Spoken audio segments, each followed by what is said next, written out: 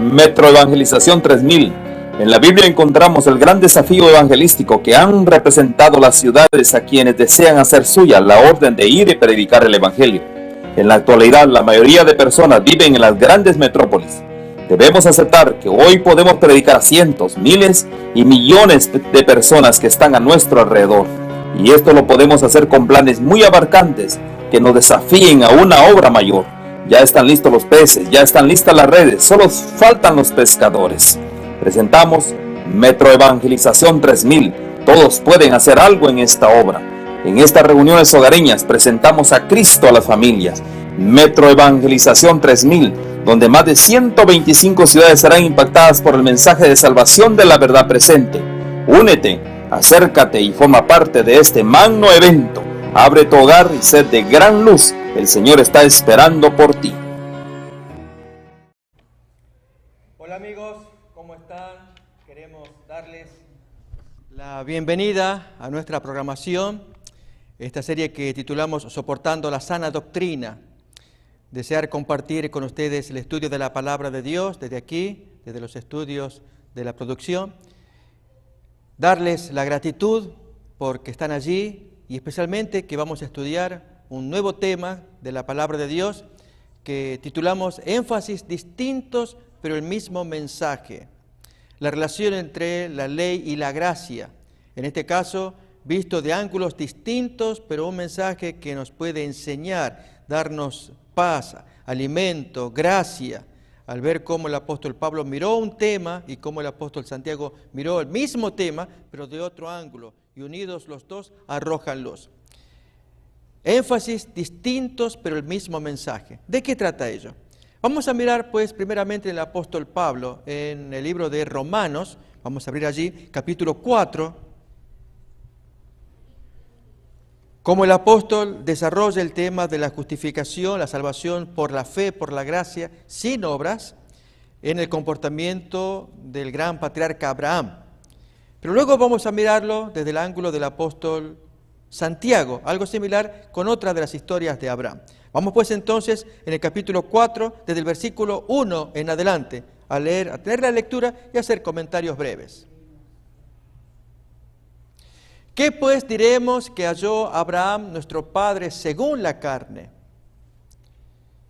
Porque si Abraham fuese justificado por las obras, tiene de qué gloriarse, pero no para con Dios. Notemos que estas palabras casi van a ser contradichas por Santiago en el capítulo 2, cuando Santiago claramente va a decir, tal vez nos adelantamos para poner en perspectiva a ambos grandes escritores, Pablo y Santiago. Para ello vayamos al libro de Santiago, el capítulo 2, mientras retenemos esta lectura de Romanos, capítulo 4, y en el versículo 24, el apóstol Santiago va a decir algo con respecto a la salvación por la fe y las obras.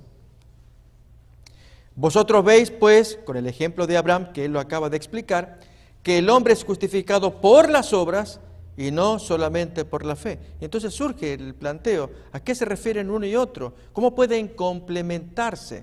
Por esto dejamos para un poco después el testimonio de Santiago. Vamos primeramente a Pablo. Retomamos Romanos capítulo 4.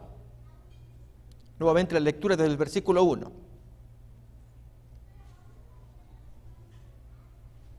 ¿Qué pues diremos que halló Abraham nuestro padre según la carne?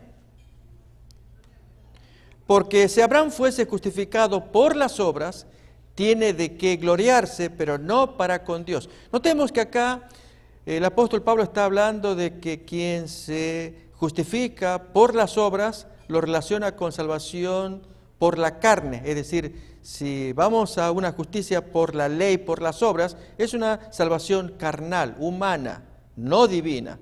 No obstante, las obras van a aparecer en el plan de salvación, pero en la justa medida como le explica un texto de Efesios que miraremos casi al final. Pero antes, tratemos de razonar con Pablo cómo él mira que la persona que busca salvarse por la justicia, la obediencia de las leyes, para él representa una actitud carnal, no divina, típicamente humana, de querer hacer con las cosas, querer obtener el parabién, la felicitación, la aprobación de un superior.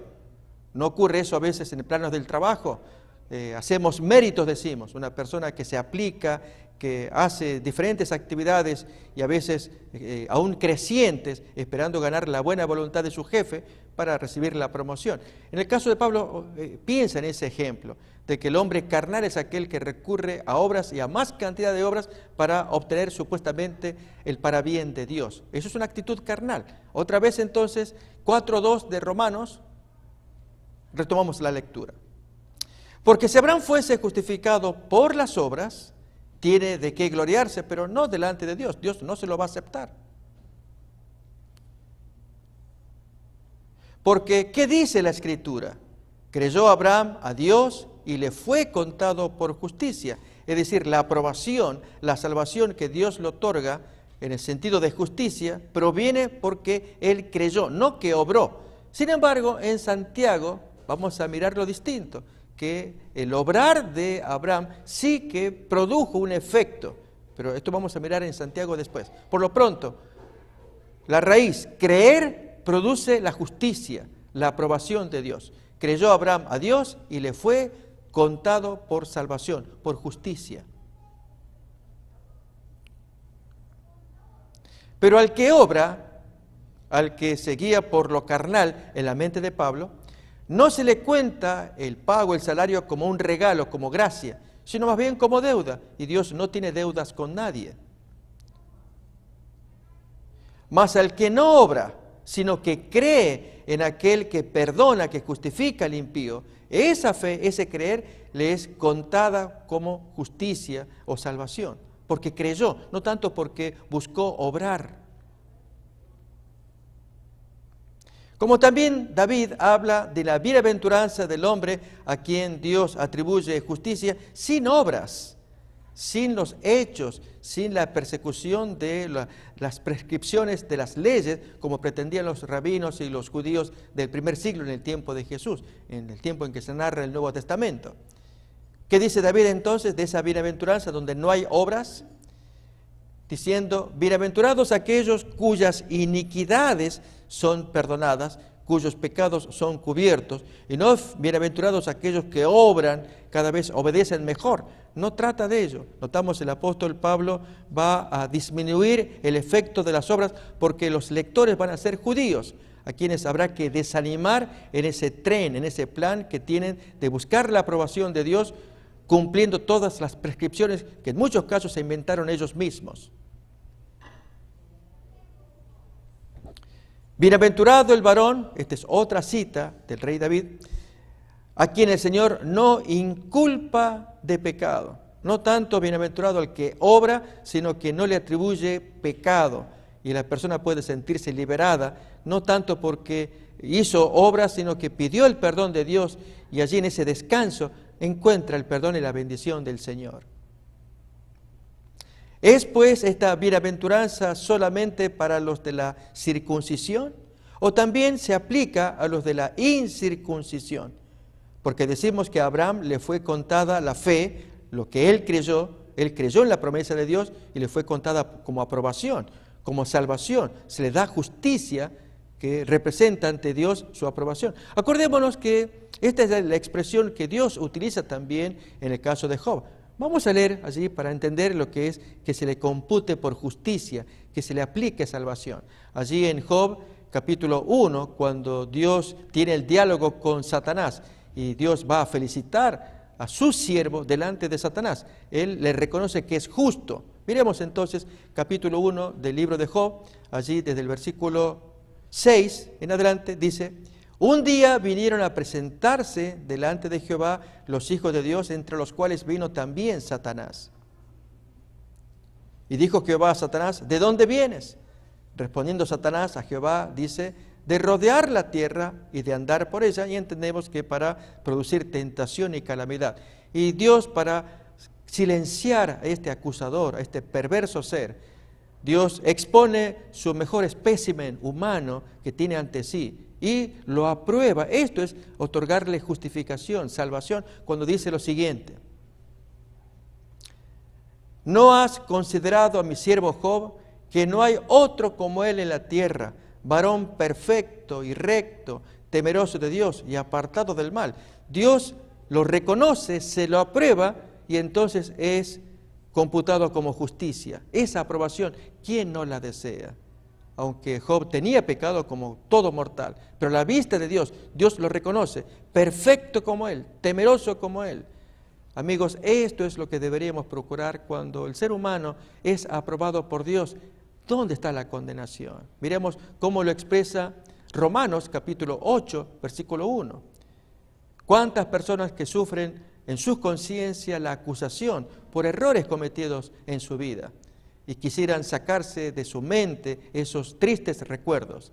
Y sin embargo, es posible cuando Dios da la aprobación, da su bendición, como miramos aquí en Romanos 8:1.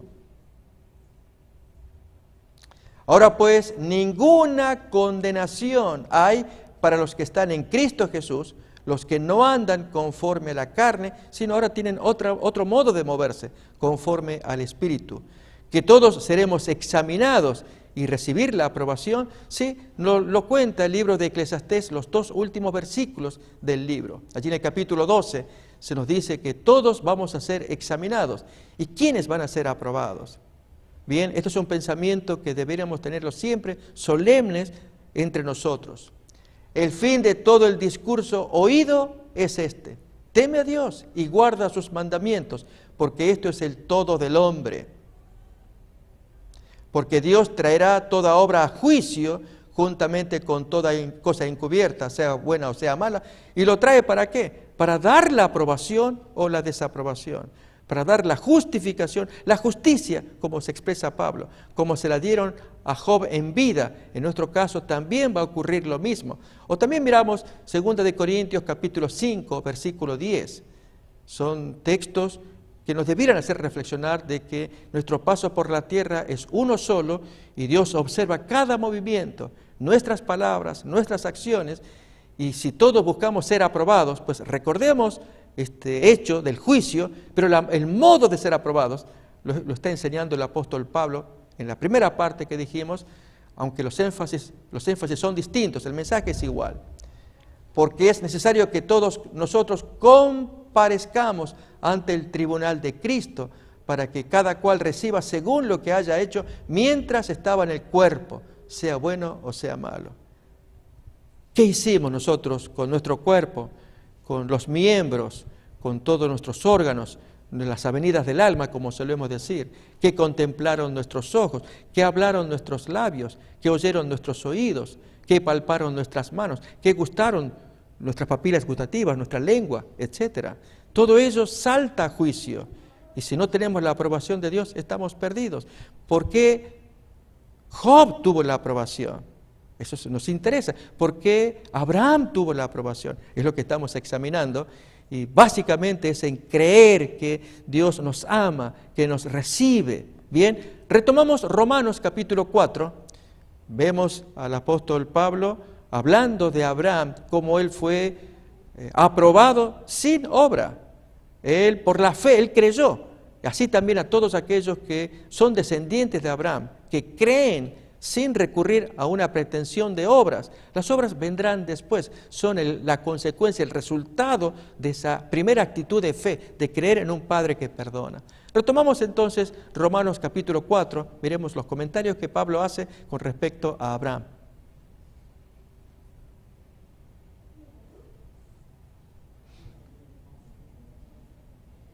Mas al que no obra, sino que cree en aquel que justifica o perdona al impío, esa fe le es contada por justicia. Alguien podría preguntarse si esto es justo. ¿No está obrando y recibe salvación? Porque solamente cree. Las obras vendrán, ya las vamos a mirar, vienen, y es más, es indisputable que tengan que venir, pero es una consecuencia. La primera parte es la que importa, una actitud de creer, de recibir a Dios, que Él quiere perdonar y el hombre tenga la actitud de sumisión, de rendirse a ese Dios para que Él le otorgue el anhelado perdón. Pero miramos a continuación cómo sigue todavía Pablo exponiendo el caso de Abraham. Al que obra no se le cuenta el salario o pago como un regalo, como gracia, sino más bien como deuda, porque ya que obra hay que pagarle. Como también David habla de la bienaventuranza del hombre a quien Dios atribuye justicia sin obras, y hemos citado ya 2 salmos, 2 textos de David donde exalta el perdón de Dios, la bienaventuranza a la persona que no tiene obras, excepto la actitud de recibir de Dios su perdón, que Dios no le imputa pecado, como leemos en el versículo 8, lo tenemos ahí también. Bienaventurado el varón a quien el Señor no culpa de pecado. Recibió el perdón, allí feliz esa persona, tiene la justicia de Dios, el perdón de Dios.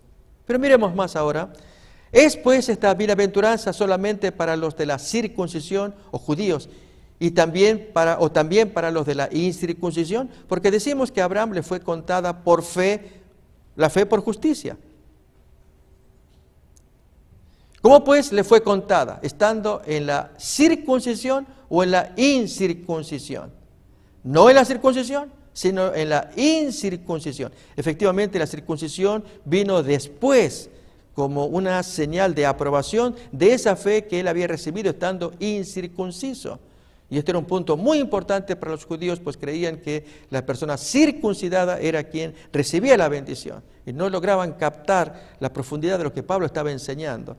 Si así como Abraham, el gran padre de todos los judíos se enorgullecían de descender de la raza de Abraham. Bien, olvidaban este detalle que Abraham había sido aprobado por Dios estando incircunciso. ¿Por qué también todos los incircuncisos podían recibir la misma aprobación? Miremos cómo sigue razonando el apóstol Pablo.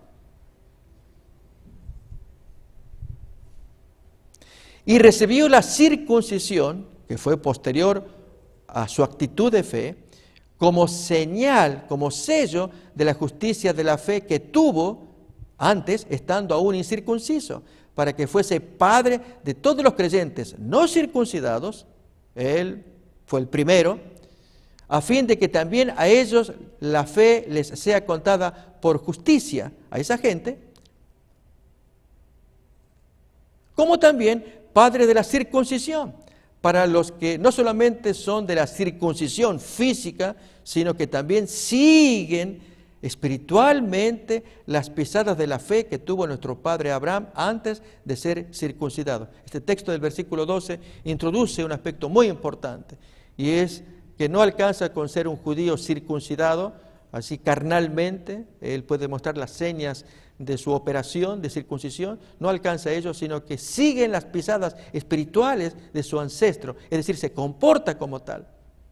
Jesús ya lo había enseñado en Juan 8, cuando él dice, ustedes no son hijos de Abraham, son de vuestro padre el diablo, porque Abraham, él no quiso hacerme el daño como ustedes quieren hacérmelo, pero Satanás es el padre de la mentira y el homicidio. Juan capítulo 8, allí los denuncia que a pesar de ser biológicamente descendientes de Abraham, al no llevar las pisadas, el comportamiento espiritual, amoroso de Abraham, no eran pues descendientes reconocidos por Dios. Lo tenemos allí. Respondieron y dijeron, nuestro padre es Abraham. Y Jesús dice, si fueseis hijos de Abraham, las obras de Abraham haríais. Pero ahora procuráis matarme a mí, hombre que os he hablado la verdad, la cual he oído de Dios. Esto no hizo Abraham, de querer matar a alguien que le enseñaba. Tenía la actitud humilde de aprender. Entonces, hijos, ¿de quién son ustedes? Vosotros hacéis las obras de vuestro padre, es verdad. Entonces le dijeron, no somos nacidos de fornicación como tú. Si hablamos de padre, tú ni tienes padre. Nosotros tenemos un padre que es Dios. Jesús, aunque había sido ofendido, lanza una palabra que es certera. Jesús entonces dice, si vuestro Padre fuese Dios, ciertamente me amaríais, porque yo de Dios he salido y he venido, pues no he venido de mí mismo, sino el que me envió. Si ustedes dicen amarme y que son de Dios, ese es el Padre de ustedes, harían como Dios quiere que se haga. Pero entonces allí les revela, ¿por qué no entendéis mi lenguaje? Porque no podéis escuchar mi palabra. ¿Por qué no la podían escuchar? Vosotros sois de vuestro padre el diablo, y los deseos de vuestro padre queréis hacer. Él ha sido homicida desde el principio y no ha permanecido en la verdad, porque no hay verdad en él. Cuando habla mentira, de lo suyo habla, porque ese es su negocio, es mentiroso y padre de mentiras. Notamos entonces a qué se refirió Pablo en Romanos 4:12, cuando dice que los circuncidados no solamente son hijos de Abraham, sino que además le siguen en las pisadas, como leemos ahí, sino que también siguen las pisadas de fe que tuvo nuestro padre Abraham antes de ser circuncidado. Versículo 13 ahora. Porque no por la ley fue dada a Abraham o a su descendencia la promesa de que sería heredero del mundo, sino por la justicia de haber creído. Allí se le promete que él va a ser heredero del mundo entero y su descendencia poseería todas las puertas, serían benditas todas las naciones. Porque si los que son de la ley son los herederos, vana entonces resulta la fe y anulada la promesa inicial que Dios le dio a Abraham, porque ahora salió un nuevo método. Les digo, amigos, que jamás existió semejante dos métodos como algunos pretenden, especialmente la teoría del dispensacionalismo. Esta es una teoría evangélica que enseña que Dios se mueve según dispensaciones, que habría supuestamente 7 dispensaciones y las que más importan son las que se contrastan entre la dispensación de la ley, supuestamente desde Moisés en adelante, y luego entonces con la llegada de Cristo, la dispensación de la gracia, otro método de salvación. Jamás, no existe semejante concepto de que haya dos métodos diferentes para salvar a una persona, que antiguamente se lo hizo por medio de la ley y ahora en Jesús y el Espíritu Santo son salvos por creer por medio de la gracia. El texto acá lo está negando. Leemos otra vez. No existe dos planes de salvación o dos métodos de salvación. Porque si los que son de la ley son los herederos, los que van al cielo, los que se van a salvar, vana resulta la fe de Abraham y anulada la promesa que se le hizo, que él sería heredero, su descendencia heredaría la bendición de la tierra. Porque hay otro método que es la ley de Moisés. Pues la ley produce ira. ¿Cuál es el propósito? Es al revelar el pecado, el corazón mismo se agita, se ve tal como Dios quiere que se vea, para que no confíe más en sí mismo, en su carne. Pero donde no hay ley, donde no se reveló Moisés, tampoco habrá transgresión de la cual culpar. La ley aparece con un propósito distinto del plan de salvación dado a Moisés.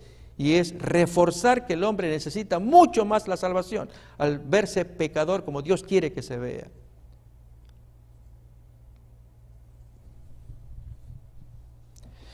Por lo tanto, es por fe para que sea por gracia, a fin de que la promesa sea firme para toda su descendencia, promesa que se le dio a Abraham. No solamente para la que es de la ley, esa descendencia de la ley que viene con Moisés, sino también para aquella que es de la fe de Abraham, el cual es padre de todos nosotros, padre de la gente que guarda la ley, los descendientes allí de Moisés, la ley de Dios, como también los otros incircuncisos, porque él fue salvado estando incircunciso. Como está escrito, te he puesto por padre de muchas gentes, delante de Dios, a quien él creyó, el cual da vida a los muertos y llama a las cosas que no son como si fuesen. Él creyó en esperanza contra esperanza para llegar a ser padre de muchas gentes, conforme lo que se le había dicho, así será tu descendencia. Y no se debilitó en la fe al considerar su cuerpo que estaba ya como muerto, siendo casi de 100 años. O la esterilidad de la matriz de Sara, 10 años menos, 90, y que su fe haya decaído con ello. No. Tampoco dudó por incredulidad de la promesa de Dios, sino que se fortaleció en la fe dando gloria a Dios. Quien pudo haber dudado fue la esposa, cuando ella se rió de que a su edad ella tendría un hijo, y que incluso sugirió a su marido que se llegara a la criada, costumbre antigua, para poder procrear y ser ella la madre.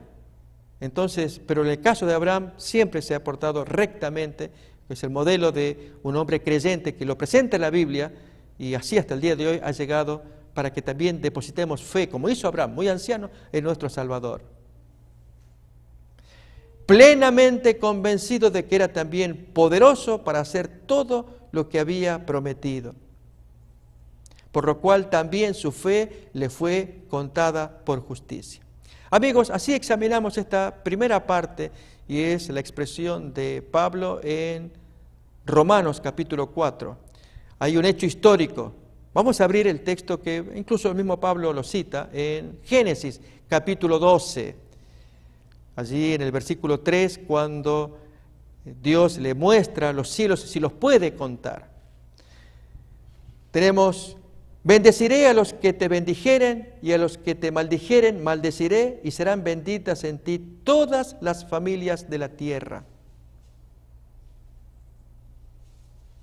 Y se fue Abraham, como Jehová le dijo, y Lot fue con él, y era Abraham de edad de 75 años cuando salió de Harán.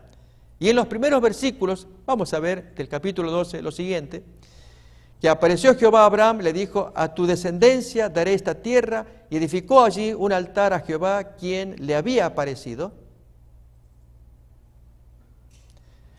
Pero Jehová había dicho a Abraham: vete de tu tierra y de tu parentela y de la casa de tu padre, la tierra que te mostraré. Y haré de ti una nación grande, y te bendeciré, y engrandeceré tu nombre, y serás bendición. Vamos a abrir todavía aún de Génesis, textos que nos muestran cómo Abraham depositó esa fe en Dios, por lo cual Dios lo premió. Lo vemos en el capítulo 15, versículo 5. Y lo llevó fuera y le dijo: mira ahora los cielos y cuenta las estrellas, si las puedes contar. Y le dijo: así será tu descendencia. Y creyó a Jehová, y le fue contado por justicia. Notamos allí Abraham muestra que al creer en esa promesa que Dios le dice: tú vas a ser fuerte, van a ser benditas todas las naciones por medio de ti. Él creyó en esto. Y Dios es lo que está deseando, que el hombre le crea sus palabras y en consecuencia le obedezca. Ahora sí se va a entender mejor a Santiago, capítulo 2. Que la persona que cree, obedece y hace, y ahora Santiago va a ser el maestro de las obras. Contamos, mientras abrimos el texto de Santiago capítulo 2, que aún Lutero tuvo conflictos cuando él traducía su Biblia del griego al alemán, en los tiempos de su traducción, que consideró el libro de Santiago como un libro de paja, era su expresión, y lo puso al final de la Biblia como un libro desechable. ¿Por qué? Lutero había sido sacerdote católico, pero estaba tan impactado con la salvación por la fe, por la gracia del mensaje de Pablo, que no entendía por qué tenían que aparecer las obras si Pablo ya había enseñado que no cabían las obras. No, era un error de Lutero. Vamos a ver dónde está el acierto de Santiago, que eso es lo que nos interesa ver. Bien, miremos pues entonces Santiago capítulo 2, desde el versículo 14 en adelante.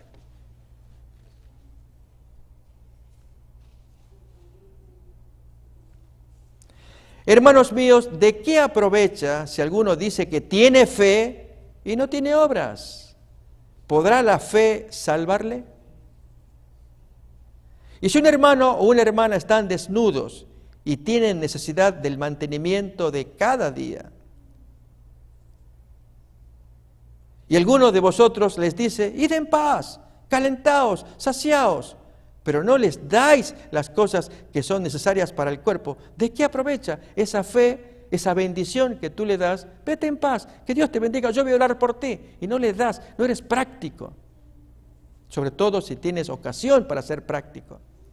Así también la fe, si no tiene obras, es muerta en sí misma. La pregunta es, ¿se contradicen Pablo y Santiago? Quizás sea bueno mirar un texto a continuación de Efesios para ver la armonía y así no entramos con la mente trabada con respecto a Santiago, e incluso al punto de seguir los pasos de Lutero, que rechazaba el libro de Santiago, que no entendía por qué estaba puesto como un libro inspirado. Pero a la luz de Efesios capítulo 2, allí veremos que Santiago tenía mucha razón en lo que estaba escribiendo, cómo armonizar ambas cosas, la fe y las obras. Leemos pues entonces Efesios capítulo 2, Versículos 8 en adelante. 2, 8 en adelante.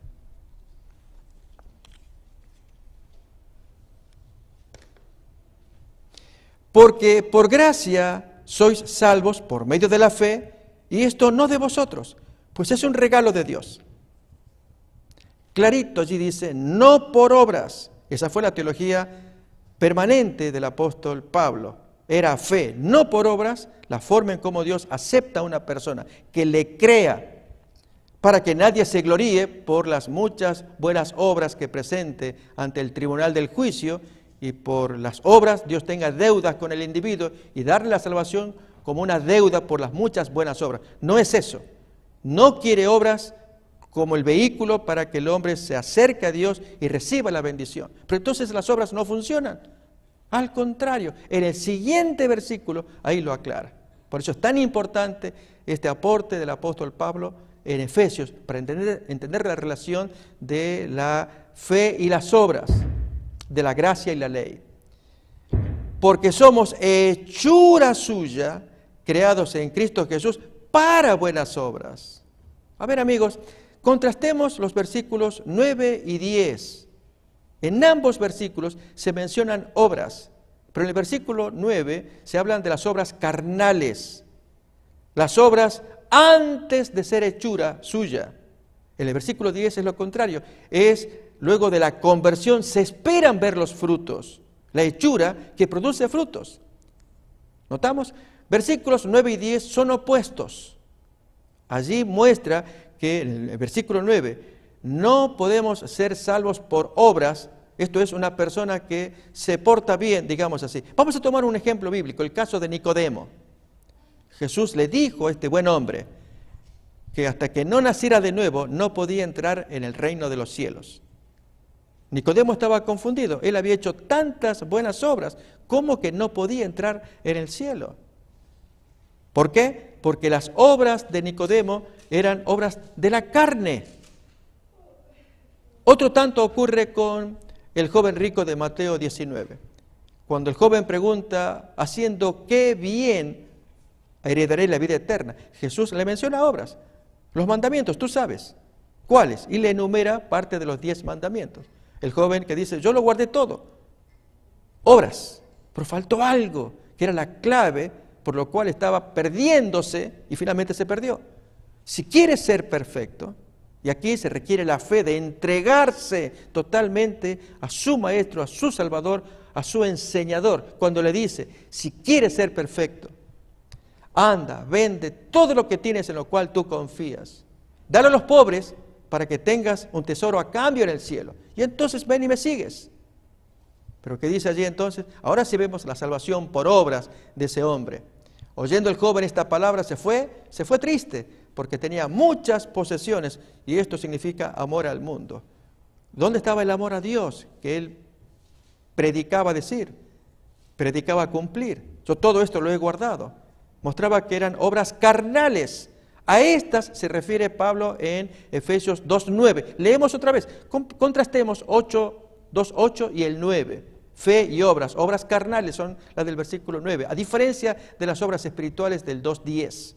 Veamos pues Efesios 2:8 primeramente para ver el contraste. Porque por gracia de Dios sois salvos creyendo por medio de la fe, y esto no de vosotros, pues es un regalo de Dios. No por obras, para que nadie se gloríe, que nadie se presente ante Dios, porque realizó tantas buenas obras de caridad, por lo cual Dios supuestamente tiene una deuda y le pagaría el cielo por tantas bondades manifestadas. No, Dios no quiere eso, quiere algo, que por la fe el hombre se convierta en una hechura de Dios, como dice el siguiente versículo. Pues somos hechura suya, creación de Jesús, nueva criatura, donde las cosas viejas pasaron, y aquí todas son hechas nuevas. Y esa nueva criatura está hecha para producir buenas obras, las cuales Dios preparó de antemano para que anduviésemos en ellas. Así que Dios ya preparó sus obras, no las obras del hombre, las obras carnales que producimos nosotros, sino las obras que Dios produce para una persona nueva, nacida de nuevo. Veremoslo cómo lo va a expresar el profeta Ezequiel en el capítulo 36. Casi las mismas palabras acerca del nuevo nacimiento y las obras que se producen como consecuencia del nuevo nacimiento. Lo miramos, capítulo 36, desde el versículo 25 en adelante. Esparciré sobre vosotros agua limpia, y seréis limpiados de todas vuestras inmundicias, y de todos vuestros ídolos os limpiaré. Os daré corazón nuevo, pondré espíritu nuevo dentro de vosotros. Notamos un cambio que se produce dentro, en el interior de la persona. Y quitaré de vuestra carne el corazón de piedra que produce esas obras de conveniencia, como ocurría en los tiempos del primer siglo. Y os daré un corazón de carne sensible a la influencia del Espíritu Santo. ¿Y qué más? Y pondré dentro de vosotros mi espíritu, y haré que andéis en mis estatutos, guardéis mis preceptos y los pongáis por obra. Allí aparecen todas las obras preparadas por Dios para esa creación, esa hechura de un ser que fue creado a imagen de Dios, y las obras de antemano ya estaban listas para que el hombre las pudiera cumplir. Bien, vamos a Santiago ahora y miremos cómo el apóstol describe a estas personas de la vieja naturaleza y la de la nueva naturaleza. Estábamos capítulo 2 de Santiago.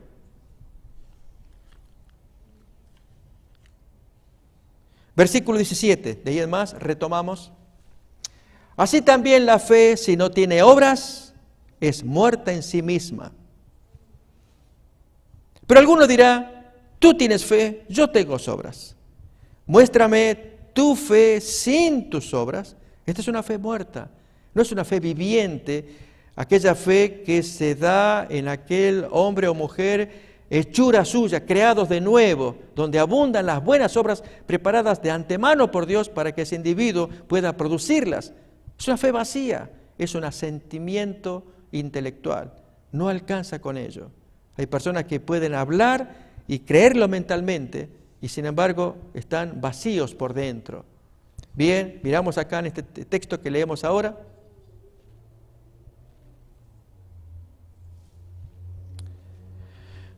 El anterior repasamos también. Tú tienes fe, yo tengo obras. Muéstrame tu fe sin tus obras, y yo te mostraré mi fe a través de mis obras. No la fe vacía, hueca, ausente de obras, una fe que pregona, se predica, se exalta a sí misma, pero no tiene obras, y al contrario, por medio de las obras, exaltar la fe, es lo que pretende el apóstol Santiago. Versículo 19. Tú crees que Dios es uno, haces bien. También los demonios creen y tiemblan. Ellos te ganarían, ya que tú no tiemblas y crees en Dios. Los demonios sí tiemblan. Acordémonos cuando Jesús apareció en la curación del endemoniado en la sinagoga, Marcos capítulo 1, y el demonio pues gritaba, ¿qué tienes con nosotros? ¿Has venido para destruirnos? Yo sé quién eres, el Santo de Dios. El demonio temblaba, porque esa es la actitud que ellos tienen. Están condenados. Y Jesús, si se aparece, es darles el reproche y prácticamente la destrucción, aunque Dios tiene su tiempo para poder destruirlos, como la profecía pues señala allí en Apocalipsis capítulo 20. Pero miramos más todavía. Ahí tenemos el texto de Marcos 1:24. Este es el temblor que tienen los demonios. ¿Qué tienes con nosotros, Jesús Nazareno? ¿Has venido para destruirnos? Sé quién eres, el Santo de Dios. Bien, estos son los demonios que tiemblan, pero nosotros no temblamos. Acordémonos Santiago que dice, tú crees que Dios es uno, haces bien. Los demonios tiemblan también, como miramos en este caso del endemoniado de Marcos 1. Bien, pero miremos más todavía del apóstol Santiago. ¿Mas quieres saber, hombre vano, que la fe sin obras es muerta? ¿No fue justificado por las obras Abraham, nuestro padre? Interesante, acá tenemos a los dos apóstoles que usan al mismo personaje histórico, Abraham, mientras que Pablo exalta la fe de Abraham cuando Dios, según miramos en Génesis 15, lo lleva afuera para que contemple las estrellas y aún las cuente. Pero como Abraham creyó, esa fe le fue contada como salvación, como justicia. Pero en el caso de Santiago, toma el ejemplo de Génesis 22, cuando se ofreció en sacrificio a Abraham, y él manifestó que tenía fe con una acción soberanamente impresionante, que un padre sacrifique a un hijo, y Dios allí incluso se emociona cuando dice: yo juré por mí mismo que te voy a dar lo que yo te prometí, porque no me rehusaste tu hijo. Y esto es fe, creer en la palabra de Dios, y lo demostró con los hechos. Leemos pues entonces cómo lo expresa el apóstol Santiago. ¿No fue justificado por las obras Abraham, nuestro padre, cuando ofreció a su hijo Isaac sobre el altar? ¿No ves que la fe actuó juntamente con sus obras y que la fe se perfeccionó por las obras? Y se cumplió la escritura que dice: Abraham creyó a Dios y le fue contado por justicia, y aún fue llamado amigo de Dios. Notemos, vamos a leer el texto a continuación, cómo Dios se dirige a este siervo, Abraham, en su intento de sacrificio que hizo para con su hijo Isaac. Vamos para ello a Génesis capítulo 22.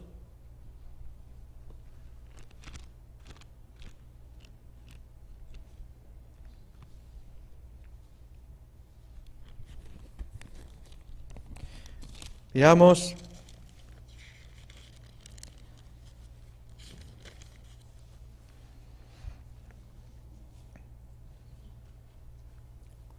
versículo 11 en adelante, la escena muy emotiva, cuando el ángel interviene para impedir el sacrificio real que Abraham estaba dispuesto a hacer contra su hijo.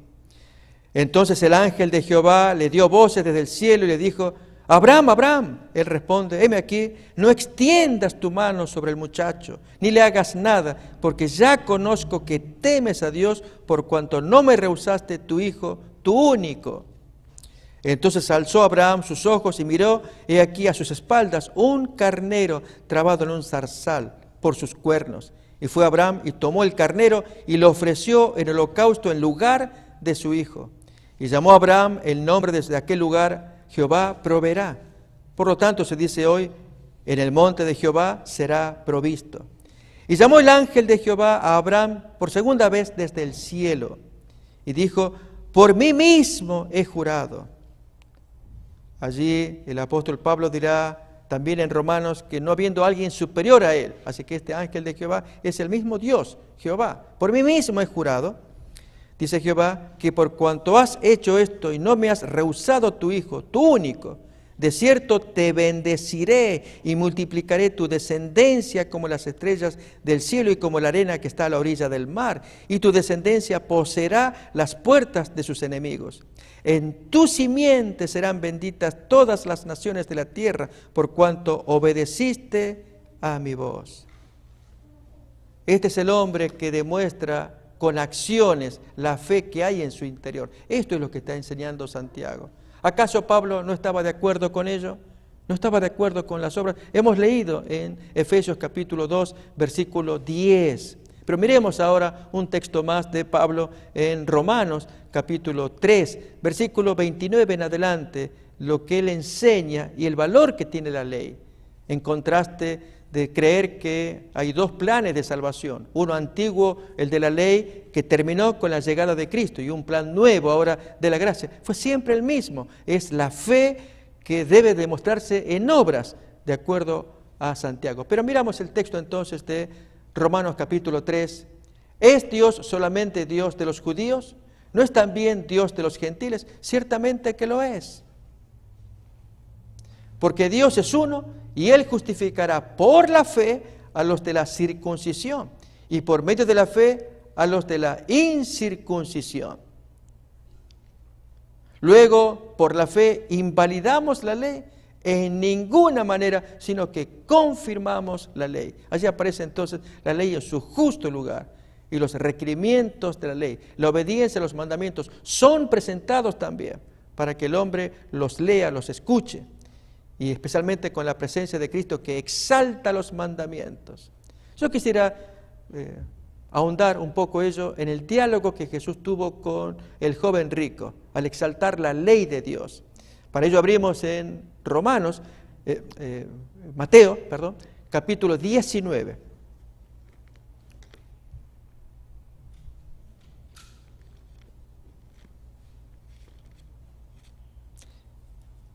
Desde el versículo 16, esta es una lección sumamente importante de lo que significa la palabra de Dios, la autorizada orden del Señor, el valor que le da a los mandamientos, a la ley. Confirmamos la ley, dice Pablo. Pero esta actitud de fe en aquel que cree o en aquel que no va a tomar o no va a creer, a tomar su decisión de obedecer al Maestro. Leemos pues entonces en Mateo capítulo 19, 16, lo siguiente. Vino uno y le dijo: Maestro bueno, ¿qué bien haré para tener la vida eterna? Él le dice: ¿por qué me llamas bueno? Ninguno hay bueno, sino uno, Dios. Mas si quieres entrar en la vida, guarda los mandamientos. Notamos, Pablo había dicho, invalidamos la ley, la confirmamos, queda establecida, queda firme en su base. Así lo muestra Jesús. Pero aquí que falta algo, y es la fe que hace que la persona se entregue al Señor para poder obedecerle. Sigue luego. Le dice el joven: ¿cuáles mandamientos? Y Jesús responde: parte de los 10 mandamientos. No matarás, no adulterarás, no hurtarás, no dirás falso testimonio. Honra a tu padre y a tu madre. Ama a tu prójimo como a ti mismo, que es el resumen de toda la ley, especialmente en la segunda parte. El joven le dice: todo esto lo he guardado desde mi juventud. ¿Qué más me falta? Y aquí con ello reflexionamos. Es el comportamiento de mucha gente. Y a la vez quisiera invitarle a usted que me está escuchando, si no es el caso suyo también, de una insatisfacción, que es lo que le pasaba al joven, al decir: lo he guardado todo, sin embargo algo me falta. ¿Qué puede ser? Justamente si no tenemos comunión con el Señor, nos falta todo, por más que seamos buenas personas. De hecho, algunos se miden a sí mismos comparados con los prójimos. Pues este que paga los impuestos, que es fiel con sus hijos, les aporta, trabaja, un hombre amable, solidario, y entonces nos comparamos con otros vecinos o con gente malviviente y decimos: estoy bien. Sin embargo, adentro en el corazón falta algo, y es lo que Jesús quiere demostrar en esta historia. Ese joven guarda los mandamientos, al punto que en Marcos, el texto paralelo, nos dirá que Jesús, mirándole, lo ama, le atrae a ese joven, le falta algo. Así también queremos decirle que muy probablemente puede faltar algo en usted, si a pesar de que usted pueda llevar buena conducta, que nadie se lo va a cuestionar, es la necesidad de que abra su corazón para que usted sienta que Jesús le habla, le llama y le dice: hijo, te falta algo más. Tienes que entregarte totalmente. En el caso del joven, tanta era su adhesión a sus bienes materiales, su amor que tenía a su dinero, que en lugar de haber hecho un plan de asistir, de bendecir a Dios, dándoles la aprobación a Dios, bendiciendo a cuánta gente que pudiera él ayudar con el dinero, más bien era su ídolo, como aquel de la parábola de Lucas capítulo 12, que amasó una fortuna y construía silos y graneros, y que luego dice: anda, alma, repósate, duerme, gózate, porque has sembrado para mucho y cosechado para mucho tiempo. Y sin embargo, Dios en el sueño le dice: necio, esta noche vienen a pedirte tu alma. Ahí tenemos el texto. Alma, muchos bienes tienes guardados para muchos años, repósate, come, bebe, regocíjate. Que ese era el pensamiento del joven rico. Y Dios que le dice: necio, esta noche vienen a pedirte tu alma, y lo que has provisto, ¿a dónde va a ir a parar? Tanta riqueza. ¿Por qué no seguiste el ejemplo, el consejo de Jesús? Vende todo lo que tienes, dáselo a los pobres, tendrás tesoro en el cielo. Haces un trueque, una inversión en el cielo, y luego sigues al Maestro. Y Él te lleva por mayores riquezas, pero el joven no aceptó la propuesta. Entonces, ¿había guardado todos los mandamientos? ¿Notamos ello? Bien, este es el mensaje de Pablo que nos enseña, y de Santiago, acerca de un mismo mensaje. Somos salvos por creer, pero Dios nos da una naturaleza nueva si la aceptamos, para que, hechura suya, creados, una creación en Cristo Jesús, andemos en las buenas obras de esa hechura que Dios preparó desde antemano, para que andemos en ellos. Texto que estamos mirando acá. Este es el énfasis muy importante. Las obras son necesarias. Es más, si no aparecen las obras, damos la razón a Santiago de que hay una fe de palabra, una fe hueca, pero si hay obras, significa que provienen de una hechura creada por Dios, de una creación que Dios crea en ese ser, un nuevo corazón, para que ande en los mandamientos, como dice Ezequiel capítulo 36. ¿No quisiéramos también tener ese nuevo corazón, ser distintos? Estos son los estudios de la palabra de Dios que la Biblia nos propone a través de dos grandes escritores como Pablo y Santiago. Pablo, que le da un énfasis, la fe, para que sea ella y no el vehículo, el estorbo de la ley en manos de los judíos, porque fueron ellos los que crearon esta visión de que cuanto más cumplieran las prescripciones y mandamientos, más cerca estaban de Dios. Y Jesús contradijo todo ello, como se está estudiando en la serie allí de Jesús y el sábado, el segundo Sinaí. Jesús tira abajo todo el sistema judío, porque era la fe en que ellos depositaban. Pero ahora miramos a Pablo exaltando la fe, el creer tan simplemente como creer. Y como consecuencia se le da un nuevo corazón para que entonces las obras aparezcan. Y esto es lo que cuenta Santiago, aunque tiene un lenguaje distinto, pero sólido a la vez, mostrando el fruto de esa fe tiene que revelarse en obras, y saca el ejemplo tan contundente del patriarca Abraham. Igual que para Pablo en Romanos 4, Abraham es el modelo, así también para Santiago Abraham es el modelo, pero en distintas circunstancias. La fe de Abraham se demuestra allí consumada la fe con una acción tan emotiva que llega a todos al corazón. Amigos, este es nuestro Dios que nos está invitando a que hagamos lo mismo, que creamos en la palabra de Dios, que podemos ser salvos simplemente con creer, abrir el corazón. Dios nos habla, es muy simple, no cuesta nada. Escuchar historias, ya lo dice el texto bíblico, la fe, Romanos 10, 17, la fe viene por oír, y oír no novelas o no, oír tanto la televisión, sino oír la palabra de Dios. Ahí tenemos el texto. Así que la fe viene por oír, y oír, ¿qué cosa? La palabra de Dios. Aquella persona que cultiva la lectura del estudio de la Biblia, que lee, que investiga, que compara, hace que su corazón se limpie de tan bellas historias, porque siempre hay un protagonista, a veces buenos y malos, con errores y aciertos unos y otros, pero Dios, que está por encima de ellos, corrige y enseña.